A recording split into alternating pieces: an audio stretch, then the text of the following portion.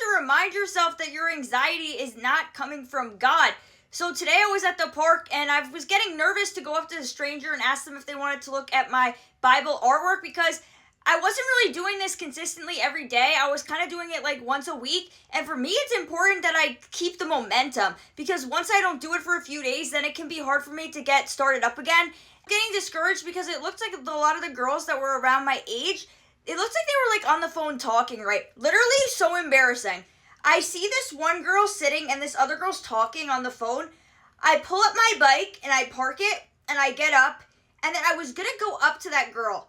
And usually I don't like to do something like this when another person is nearby listening and they can hear what I'm about to do. But then the other girl comes and sits down and it turns out these girls were friends and then some other girl came out and they were like talking, whatever. I just got back on my bike and I just biked off. So anyways, I'm at the park now and I see this lady sitting by herself. I'm having anxiety of like, should I even go up to her? Like, some people say my artwork is babyish, like she's not even gonna like it, she's too old, whatever. And this is also why people say confidence comes from action, because you can look back on your positive experiences in the past. So I think to myself how in the past I went up to an older lady and she actually enjoyed it and picked one out, right? But anyways, what really helped me though was I said to myself, you know what? This is the devil trying to stop me and prevent me from going up and doing this, right? I read in this book, The Power of a Praying Woman, keep in mind that the greater your commitment is to the Lord, the more the devil will try to harass you.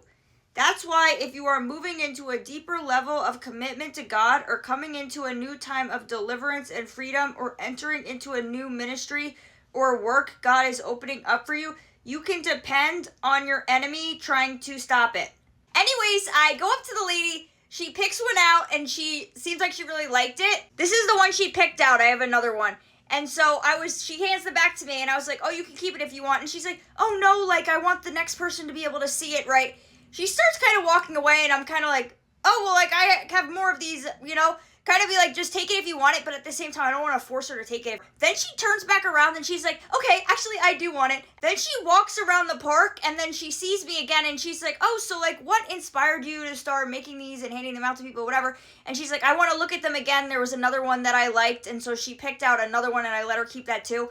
And then I was actually talking to her for a bit because at first I was kind of thinking like, oh, I wish I got to talk to her more because of the fact that it was kind of quick. Because she was like sitting on the bench, I gave it to her and then she like basically got up and ran away.